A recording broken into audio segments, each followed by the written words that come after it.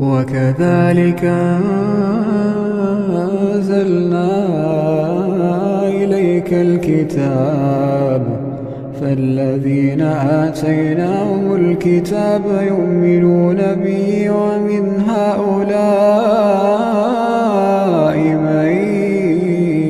يؤمن به وما يجحد بآياتنا إلا الكافرون وما كنت تتلو من قبله من كتاب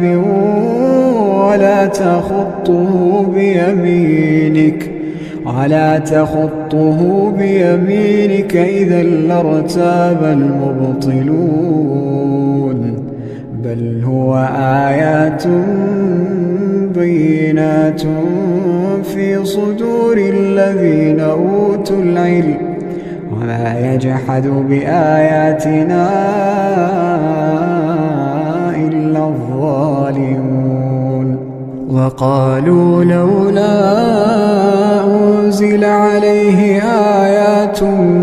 من ربه قل إنما الآيات عند الله وإنما أنا نذير